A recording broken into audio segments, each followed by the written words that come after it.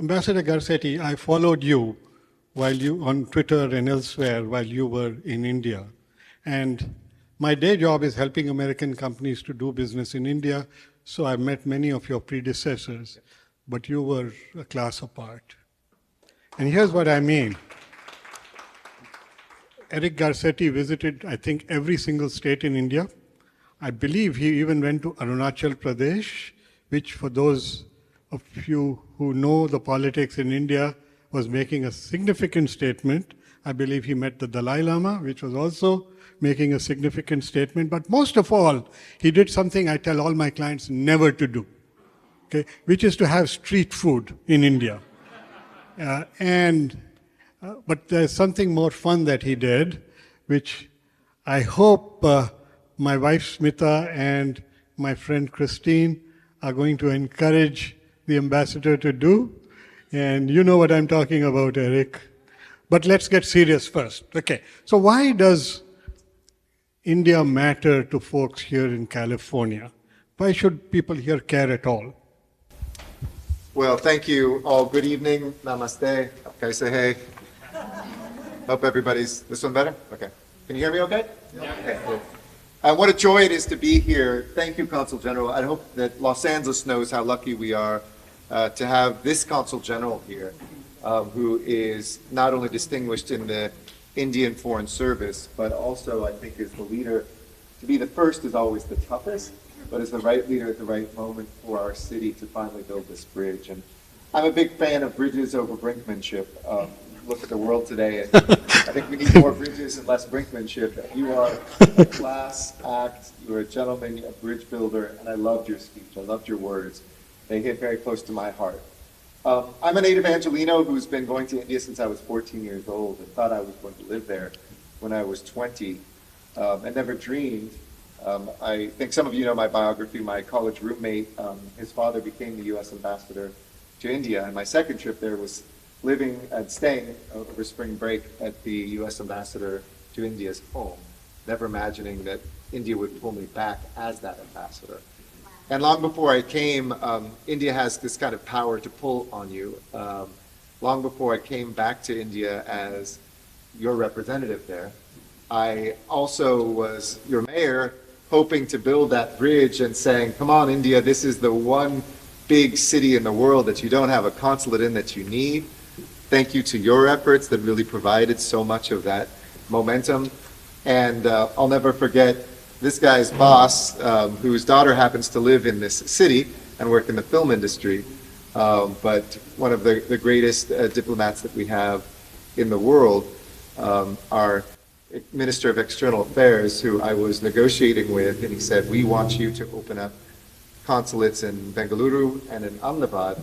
And I said, I will deliver that, but you have to deliver Los Angeles. And I was happy to use my municipal nationalism to bring this day, and it looks beautiful. I can't think, look, I wish you had the view we had. I mean, Los Angeles lays out like a bed of jewels at night. Each one of those lights a story in our eyes. And it's great to be here too with Jean Soroka, who is one of those stars and one of those great writers of chapters of stories that is such a part of our city. So, look, the importance of India to anybody in the world, let alone to an American and an Angelino, is that this is, I often say to my friends, and I hope I can speak frankly here, India is a place that is so central to human history, but it did a bad job of writing its history. In some ways, it was not a written tradition. So sometimes it was the occasional Chinese traveler writing about his time in India that was the source. It was the colonial and imperial Brits who had come through and tried to excavate that history, but they weren't from there, so it was a foreign excavation. Although sometimes valuable, it wasn't rooted in the past. Many people think mathematics started in Persia, it started in India. Don't know that Buddhism was born in India. These great exports to the world, how we calculate, how we worship, how we think, the spice route that existed long before the Silk route, the way that, you know, the Middle East, or as it's called in India, West Asia, because it all depends on your perspective, has been tied to the Indian subcontinent. The way that India really isn't a country. When people say, oh, I've been to India once, That's like saying you've been to Europe once. And by the way, India has double the population of Europe. To understand that you never conquer intellectually knowing India, but that if you can slice off a piece of your story and your adventure to India, it's a place of endless opportunity. It will reshape the way you think. It will provide you opportunities for how you can grow. There are a lot of business people here, and so I want to direct some of the conversation to them, if you don't mind. Let's talk a little bit about the defense alignment between the two countries. It grew quite a bit while you were in New Delhi. So the first one is P. It's perfect, an intro there, because it talks. By the way, don't matter what I say. It talks about our. I can pick up wherever you leave off. It's always difficult interviewing a politician. They're just going to say whatever they want. But you know, I think he's headed to 1600 Pennsylvania one day. Peace, which isn't, by the way, just about defense. It's also about our shared values. And if I can throw another thing, I think democracy always beats demagoguery. And democracy, which does unite the two largest democracies in the world. And by the way, imperfect democracies. Diverse society. One more imperfect than the other these days. You know, I won't say which. We don't want to compete on that one, but democracy is always harder and diversity is always harder, but would you want it any other way? Would you want autocracy and would you want, monochromatic culture? Of course not. That you see not just the values, but also the strategic moment. That if the U.S. and India are aligned, we open up every door of the world together, maybe with the exception of one. But the two of us, in other words, when there's things going on in Iran, which has suddenly been a more important country in our world here in the United States, India has relationships and doors that they can open, communications that can be made, that we can't. When it comes to other countries that we have closer relationships with, we can do that together with India. And when the U.S. and India are aligned together, we are an unstoppable force for peace in the world. When there are hijackers in the Indian Ocean who are taking over shipping lanes, the U.S. has been policing the global commons for a long time. It was India with the most ships ever assembled, I think over a dozen, that came and boarded ships with amazing troops that didn't do it just because there was Indians working on these ships, but because there's people of all countries, and it's the right thing to do to keep global commerce going. When we come together in the Quad, and it's great to have our representatives here from Japan House. I know Australia had something going on tonight, but the four of those countries together, four democracies that have aligned values, we can do so much together. And understandably, for a lot of history, for many years, all the purchases made in India were primarily of Soviet arms and materiel. Now you're seeing some of the largest purchases of defense, aerospace, and other sorts of industrial materials from the United States and manufacturing jointly with India. For instance, some of our C-130 fuselages all come from India. We now are so dependent on each other that if either of us were to drop off the face of the earth, neither of our militaries could function.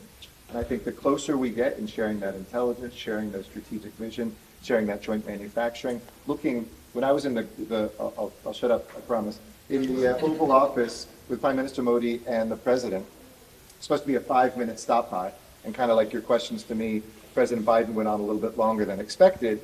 It turned into a 45-minute discussion. And there was no note taker, by the way. It was the Secretary of State, Minister of External Affairs, national security advisors, and the two ambassadors. I realized nobody was going to take a record of this, so I started being the note taker. And I'll always remember President Biden said that the war will change more in the next decade than it has in the last 100 years. Look at that in Ukraine, how it's changed. Yeah. The old days of aircraft carriers and tanks and all that is going by to drones and network. And India has such strength there, engineering and in networking and the companies that are there and vice versa here. So whether it's JPL helping us get, NISAR in the air or India putting a lander on the moon for less than the price of a science fiction movie here in Hollywood, we have a lot to learn from each other and a lot to gain. Thank you so much. Okay, so let's talk a little bit about Hollywood and the connections that you saw with India. So, I think for all of us, we know that it's actually a tougher thing than I thought. Hollywood, Bollywood, we say all the time, but there's not a lot of Indian movies that cross over here. And increasingly, I think Hollywood has expected that India would be a good market. But if you talk to any Indians, if they want to see a foreign movie, they speak Hindi, they'll just watch a Tamil movie. Or if they speak Tamil, they might see a Kannada movie, or they, in other words, India is like Europe becoming a single country and doubling in size. You can see so much diversity with India long before you need a quote-unquote Western movie. So it really requires, I think, some careful ambassadors who can tell the stories of interest to both places.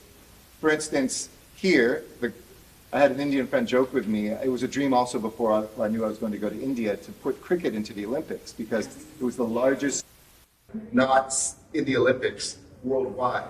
And did you know that Americans stream the second most minutes of cricket in the world? Because we have so many communities here that love cricket. Did you know that we have a cricket team here in Los Angeles? Do you know who the co-owner, minority owner is? Shah Rukh Khan. Los Angeles Knight Riders. I'm sure NBC will sue them for the Knight Riders. In the meantime, like the Kolkata Knight Riders. So the International Olympic Committee was meeting at the Ambani Center in Mumbai. 2 days after we negotiated finally, after 3 years of negotiations with Olympics, what the 5 sports we put in the Olympics were. I'm there, Casey Washington, our chair, was there. He said, "You announce it," and I got to announce that cricket was coming to the Olympics. The Olympic, by the way, rights to televise in India were worth only $6 million, because Indians don't really care about all those other sports. The moment we put cricket in, it went up to $200 million. The IOC will give it to us, which we'll put into building a cricket pitch here in the Pomona Fairgrounds. And I say that all as a story because one of the things I'm working on is potentially telling the story of cricket coming to the Olympics through an American and Indian perspective. Those are the sorts of Hollywood, Bollywood stories we need, things that can kind of speak to each other.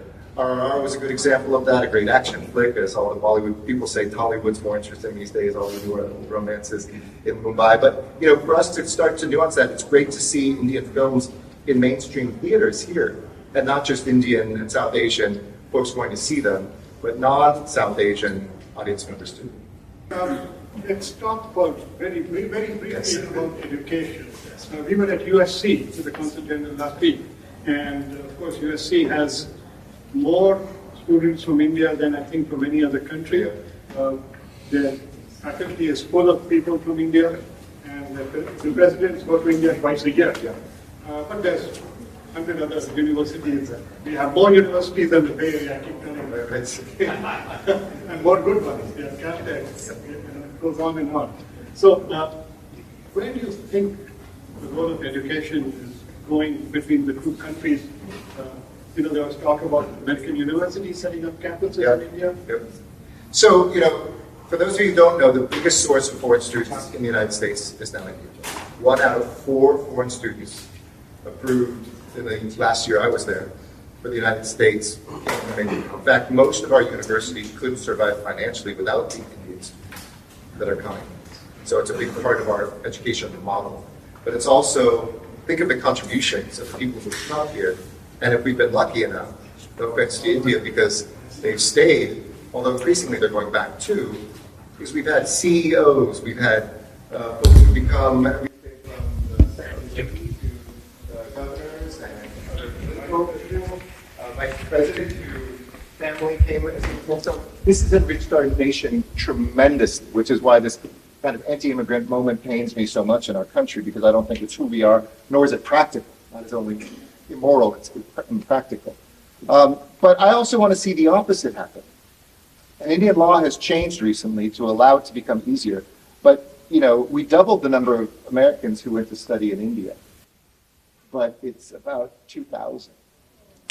Now, that's understandable. There's all sorts of reasons. You can't build special dorms for an American standard that Indian students would say, why are the foreign students in fancy places? You have a lot of things to overcome, but increasingly, we hosted a chancellor, a president, probably every week from a major American university or university system, from community colleges all the way up to the finest research institutions, because they want to not only recruit talent, they want to bring talent.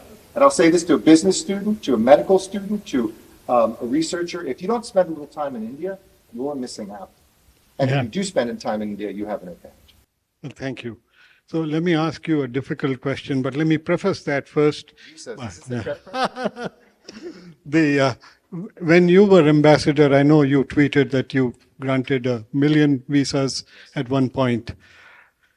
The current administration has a slightly different stance, and some of my friends who have employees in India that want to come here and not necessarily on an L1 visa, they just want to come for a brief time, and not being able to do so. Okay, we'll get rid of this mic. Okay, how about projection? Yeah. So, why has it become so hard to get a visa to come to this? I can answer, as I said recently, the only thing, even the inconsistency of this administration is even inconsistent. So you can't find inconsistency. Although I do think they've been very consistent about a vision that to me is fundamentally anti-American and anti-progress, which is, of course, every country needs to enforce its immigration laws, we need to have secure borders. But beyond that, the promise of that has always been, even as Democrats and Republicans have tried to do a better job of that, is that with that you can open up more legal immigration.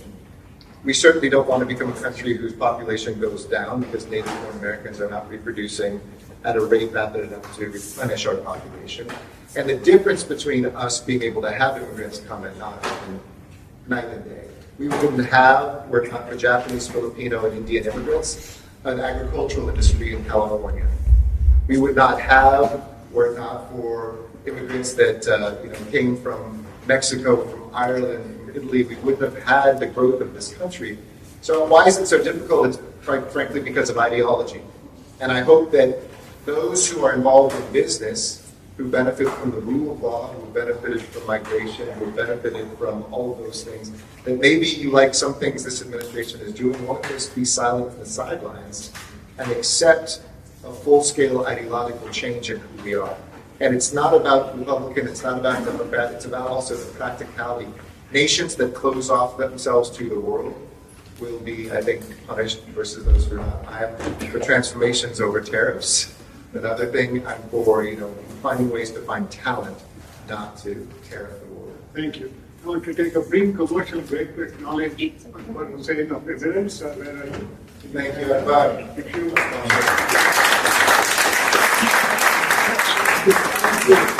Dubai airport, it's like a five-star hotel when you really want to go in and have a meal there. It's amazing. I also want to acknowledge Tina. Where is Tina and Monica? I'm here. Can you stand up, Tina? So, Tina, we on good negotiators. Yes. Not as good as another community which I won't name. We're getting best.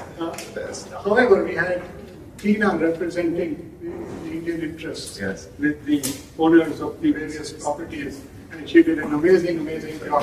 So if you're looking for real estate,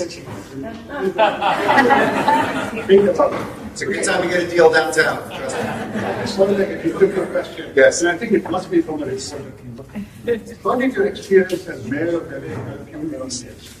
It's funny, and I know we have so much more, including Gene, to be here, and I unfortunately can't stay the entire evening, but I'll just tell one quick story. I think I had our mission in India is the second largest diplomatic mission we have in the world. Our largest is in Mexico, our neighbor. India, a lot of people don't know this, is our second biggest mission by people in the world of America. Or at least it was. This was before killing off USAID, but I couldn't just go. And when I came in, we had these amazing Americans who spend their life traveling the world for us, never having their family stay for more than 2 or 3 years. They're not just the State Department, their Commerce, their Defense Department, their DEA, their FBI, they were USAID, etc. And a lot of them looked very suspiciously at a mayor and a politician. They said, what does he know about diplomacy? Gene Soroka and I traveled the world together, doing diplomacy, international trade, investment, tourism. So I felt very well prepared. Maybe they didn't know LA, which is basically United Nations, etc. But the kindest thing any employee's ever said to me, I think, is one of the guys who worked in my senior office on my birthday one year said, I doubted you. I was like, this is our profession. He doesn't know anything. He said, but what I learned from you is that we're taught to take our own selves away. This often happens in diplomacy, and just present the country.